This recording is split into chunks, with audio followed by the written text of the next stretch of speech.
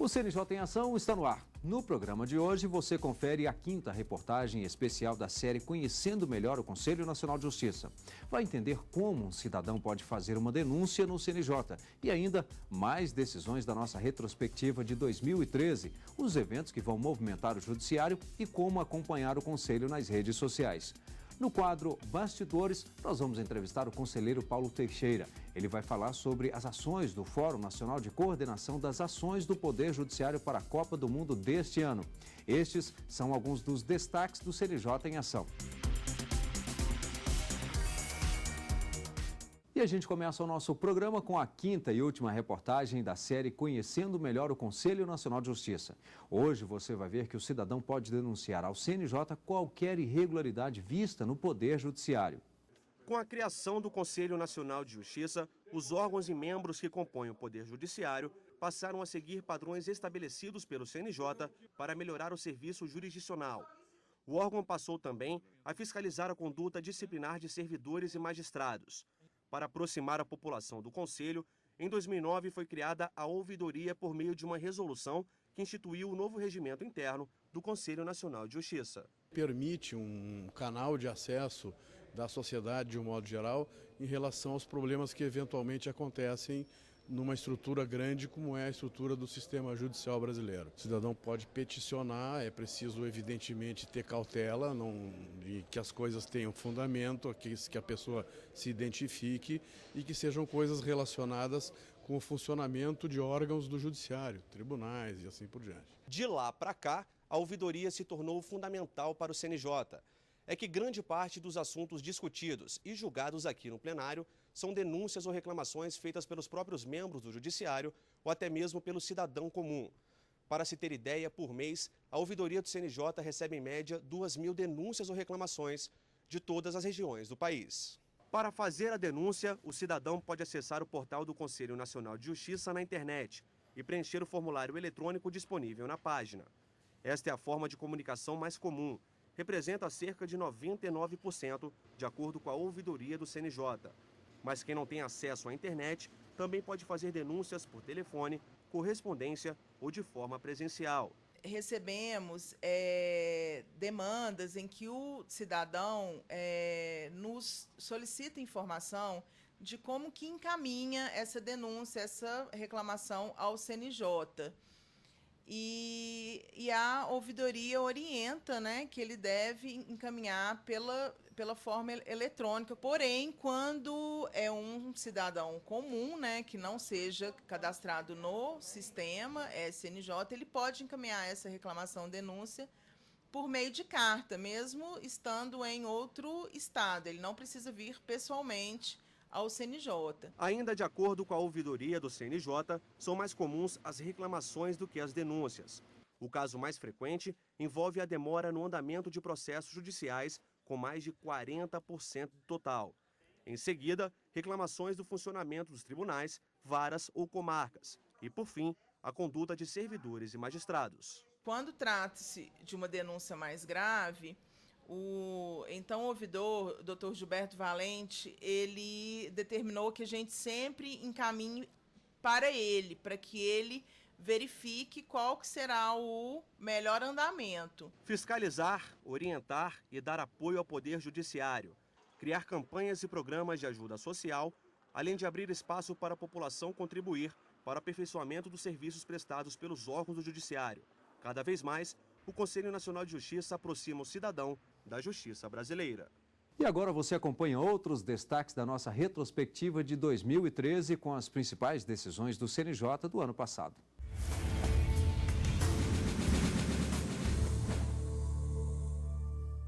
O plenário decidiu manter a liminar que suspende o bloqueio de mais de 130 milhões de reais do Banco Itaú. A sentença partiu do juiz Ari Ferreira de Queiroz, da 3ª Vara da Fazenda Pública de Goiânia. O Conselho Nacional de Justiça analisa ainda se abre procedimento disciplinar para apurar a conduta do juiz. Segundo o conselheiro Guilherme Calmon, relator do processo, o magistrado seria parente da parte favorecida no bloqueio desse valor. Realmente, os fatos são graves, merecedores, portanto, de uma apuração bastante detida e minuciosa, e caso se aguardasse posterior medida até de possível instauração de procedimento administrativo disciplinar, muito provavelmente não haveria como retroceder em relação a atos concretos que estavam sendo praticados. Não consta aqui da decisão, mas há informações nesse procedimento a respeito de praticamente fechamento de agência bancária para exatamente levantamento dessa importância superior a 130 milhões, de modo exatamente a exacerbar a atuação jurisdicional e, portanto, desbordar para outro tipo de atuação que não no exercício da jurisdição.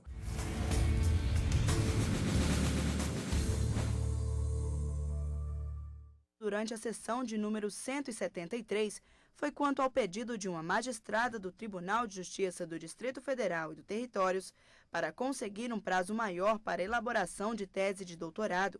O conselheiro Emanuel Campelo foi o relator. Esse procedimento em especial, trata-se de uma magistrada aqui do TJDF, que nós inclusive já ratificamos uma liminar para que fosse concedido prazo para que ela apenas completasse a tese de doutorado, que o tribunal inicialmente havia concedido apenas 2 meses, e nós estendemos esse período por mais 3 meses, né? Então, o que houve? Acabou que eu fiz esse voto, pedi inclusão de pauta, mas em virtude dos trabalhos, acabou que só agora o processo veio a julgamento. Eu estou, ao final, concedendo um prazo total para a tese de 1 ano, já que em nenhum momento a magistrada se afastou da jurisdição enquanto cursou todo o doutorado. Guilherme Calmon foi um dos conselheiros a não acompanhar o voto do relator. Com a devida vênia do conselheiro Emanuel, parece que essa questão merece ser mais profundamente analisada em relação ao tema quanto ao afastamento para a preparação de trabalhos científicos, no caso específico, tese de doutorado.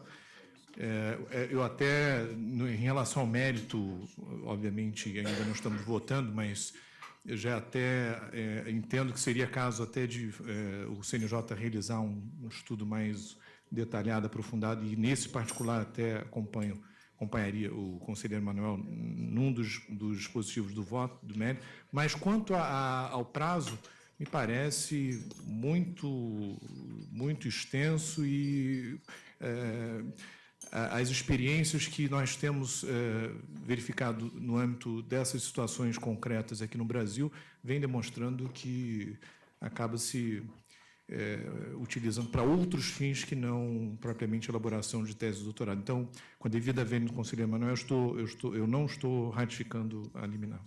Novamente, o relator apontou para a necessidade de um tempo maior para a conclusão da tese. Pelo fato dela não ter se afastado da jurisdição, e em tese ela teria prazo inclusive maior do que 1 ano se ela quisesse se afastar, eu não vi nenhum absurdo, eu achei bastante razoável o afastamento, até porque tese de doutorado é um trabalho de fôlego, não é uma monografia. Ficou estabelecido um aumento no tempo concedido para a juíza concluir o trabalho de doutorado. Ratificada a liminar, vencidos os conselheiros Guilherme Calmon e Maria Cristina Peduzzi.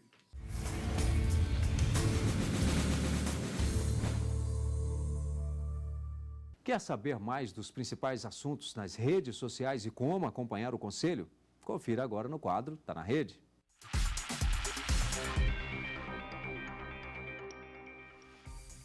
O destaque desta semana é a lei que trata dos bilhetes de passagem de ônibus.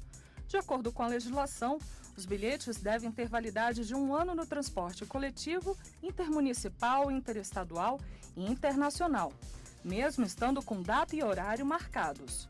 Para ter mais informações, basta acessar www.facebook.com/cnj.oficial.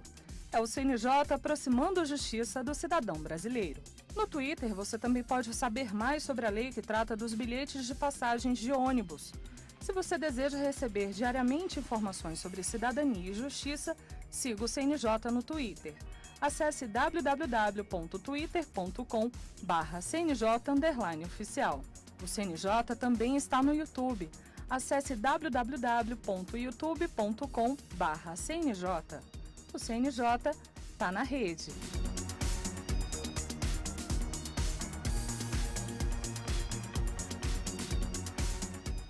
chegou a hora de você se programar para conferir os próximos eventos que vão marcar o Judiciário. Acompanhe o nosso calendário. No dia 11 de fevereiro será realizada a sessão de número 182 do Conselho Nacional de Justiça, a primeira de 2014. O CNJ se reúne no plenário do Conselho na sede do Supremo Tribunal Federal, em Brasília, às 9 horas da manhã. Entre os dias 8 de janeiro e 7 de fevereiro, estará aberta a consulta pública sobre minutas de resolução que dispõe sobre a distribuição da força de trabalho e de orçamento no âmbito do Poder Judiciário. O envio de comentários e sugestões deverá ser feito através do e-mail consultapublica@cnj.jus.br. Já no dia 3 de fevereiro, começa a correição nas unidades de 1º e 2º graus da Justiça Comum Estadual da Bahia.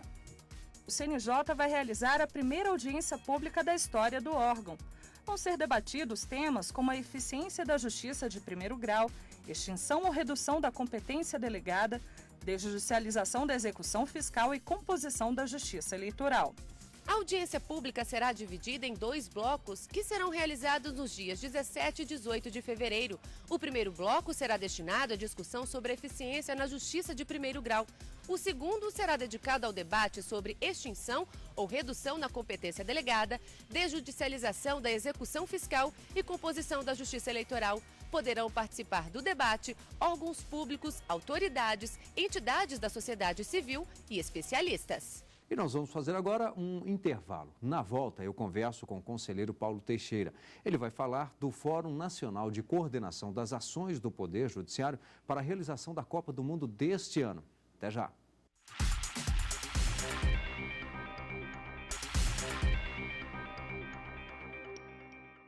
O CNJ em Ação está de volta com o quadro Bastidores. No programa de hoje eu recebo o conselheiro Paulo Teixeira. Ele participa do Fórum Nacional de Coordenação das Ações do Poder Judiciário para a Copa do Mundo deste ano. Conselheiro, muito obrigado. E claro que a Copa do Mundo ela requer muitas ações, muitos cuidados e, claro, envolve também cuidados e ações do Judiciário, por parte do Judiciário. Mas, em especial, o CNJ foi além na preocupação com relação justamente às crianças, né, que vêm de outros países. Aliás, não só as que vêm de outros países, mas também as próprias crianças que vêm para acompanhar a Copa do Mundo. Algumas, inclusive, né, conselheiro, para atuar com algumas funções ali na Copa. Eu queria que o senhor dissesse que tipo de ações são tratadas pelo CNJ no acompanhamento, no tratamento a essas crianças. Rimac, eu diria que nós tivemos, no passado não tão distante, em função da Copa das Confederações, algumas experiências que levou o CNJ a traçar procedimentos uniformes para facilitar o trânsito dessas crianças e adolescentes no Brasil. Não só, como se colocou, para os brasileiros, mas também para os estrangeiros, que é um momento diferenciado, né? Sim. Nós vamos ter 32 nações dentro do Brasil, claro, incluindo o Brasil. Aqui direcionando especificamente aos clubes, né? Às seleções, desculpa. Mas é claro que outros países, outras pessoas vêm também. Claro, né, então nós temos que... A nossa preocupação foi, junto com os estados envolvidos na Copa do Mundo, padronizar os procedimentos. Por quê? Para evitar que em determinados estados um documento fosse exigido e em outro estado não. E essas pessoas que vão ingressar no Brasil precisam ter uma informação eficiente, padronizada, para facilitar esse trânsito, né? Sem nenhum desrespeito à nossa legislação, mas padronizando para que tenha-se um único documento para o ingresso. Claro que cada país tem a sua documentação pessoal, o passaporte, a sua identidade pessoal, mas a autorização seja padronizada. Isso nós conseguimos em conjunto com os estados, através dos magistrados também, uma construção de uma recomendação e padronizando esse formulário, onde a própria FIFA e os entes envolvidos na Copa do Mundo vão fazer a divulgação nas respectivas embaixadas para que esse documento venha já na língua portuguesa e na língua originária, para que isso facilite a fiscalização e o ingresso dessas pessoas, especificamente das crianças e dos adolescentes no Brasil. Até porque as pessoas de outros países, elas não têm, claro, muitas vezes não têm o conhecimento da legislação brasileira e muito menos também a obrigação de conhecer, né? E quando nós falamos em facilitar, não é facilitar no sentido de não promover a fiscalização, facilitar no sentido de padronizar a documentação. Por quê? Para evitar que o juizado de menores de uma cidade, de um estado, não tenha a uniformização. E nós sabemos que são 12 praças de esporte. Então, essas pessoas vão circular de um estado para outro. Então, se nós não unificássemos esses procedimentos, o que ia acontecer? Eu poderia entrar no estádio em Natal, mas quando eu me deslocasse para Recife, lá o documento exigido fosse outro. Né? Então, o objetivo você tem um documento único que vai ser de conhecimento de todo, já é de conhecimento de todo o Brasil, até porque essa recomendação foi construída com os magistrados, com os magistrados representantes designados pelos tribunais de cada estado. Nós construímos em conjunto essa recomendação e estamos divulgando. O Conselho aprovou a recomendação e, a partir de agora, trabalhando com antecedência, porque nós temos aí aproximadamente alguns meses, vai facilitar todo o trabalho de fiscalização pelos órgãos competentes. Isso também em parceria com a própria FIFA, que é quem está, digamos que, por trás com a responsabilidade de trazer essas crianças. Claro, né? a FIFA faz essa divulgação externa, né, entre os países, e nós fazemos essa divulgação internamente para as delegacias, para o juizado de menores, para todos os segmentos, né, envolvidos na fiscalização e no contexto para que a gente tenha uma Copa sem atropelos no tocante às nossas responsabilidades. Quando eu disse aqui com relação à responsabilidade da FIFA em trazer essas crianças, e aqui que fique claro que são as crianças que atuam em um projeto da FIFA, né? Nós vamos ter as crianças e os adolescentes que virão participar da Copa através de um projeto FIFA e os patrocinadores, e as crianças que virão assistir os eventos como torcedores. Sim. Podemos colocar assim. Então, e pensando nesses dois segmentos, nós padronizamos isso. Porque aquelas crianças que vão vir no projeto FIFA, algumas delas não virão acompanhadas de seus pais, mas claro que entrarão no Brasil com as suas respectivas autorizações, mas virão também com os responsáveis. Então, preocupado com essa situação, claro que há todo um controle de entrada e da permanência dessas crianças no Brasil. O objetivo é esse, de uniformizar, para que isso aconteça, para que o evento aconteça e a gente possa dar um exemplo, eu diria assim, para o mundo de como as coisas no Brasil podem funcionar de uma maneira padronizada. E essa orientação veio, então, a partir de experiências justamente na Copa das Confederações? Exato.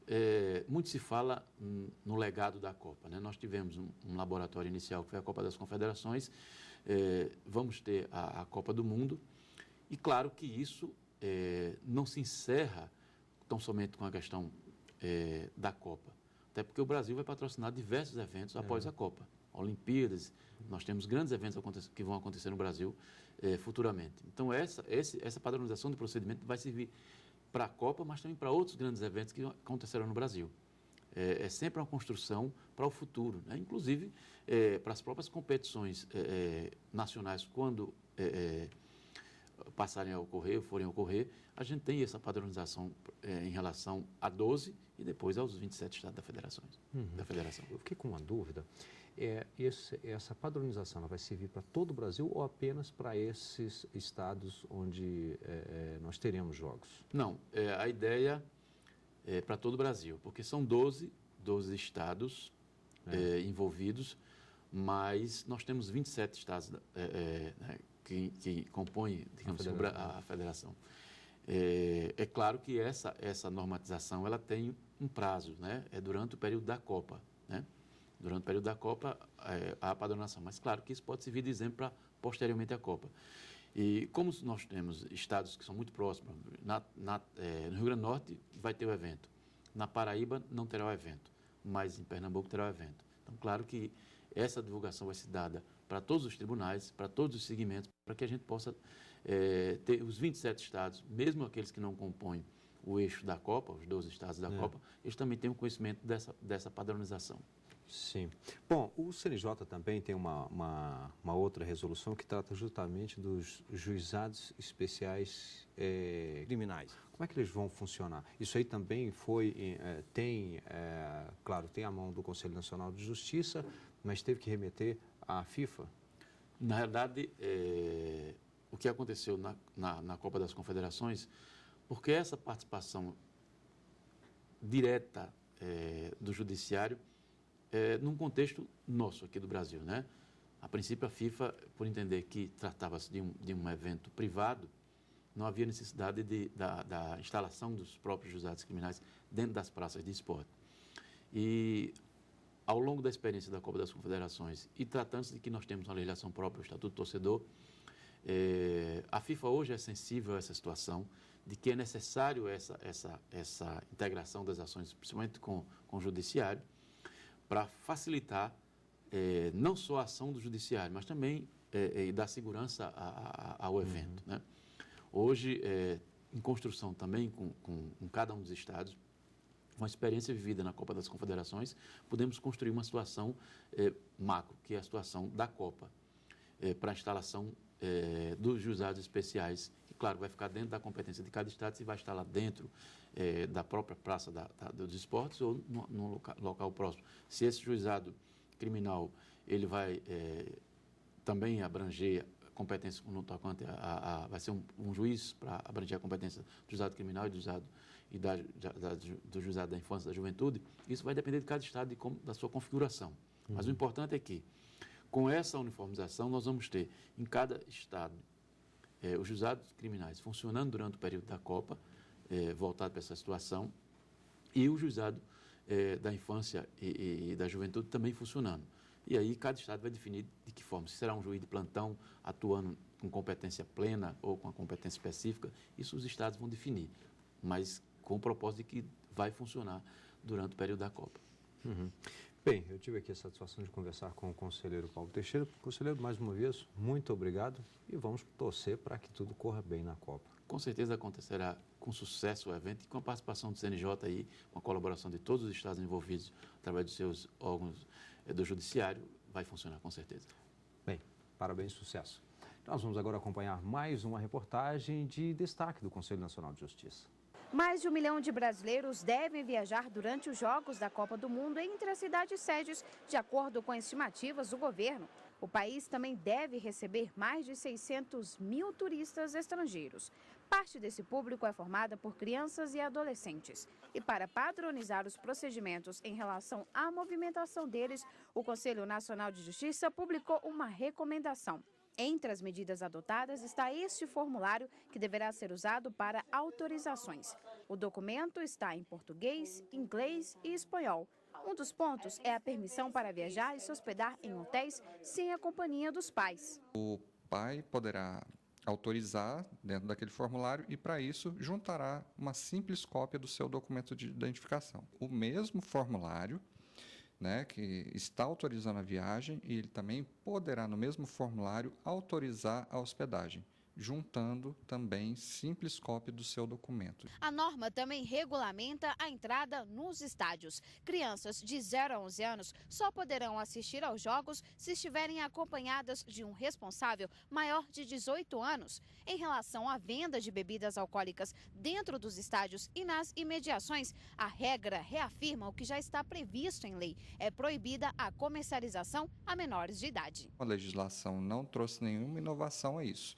Mesmo havendo a venda para maiores de idade, a criança e adolescente não terão acesso. Outro ponto que precisa de permissão é a participação nos jogos, como gandula, porta-bandeira, acompanhante de jogador e amigo do mascote. Nesses casos, na autorização deve constar o patrocinador ou a pessoa por ele indicada. Lembrando que crianças menores de 12 anos não podem ser gandulas.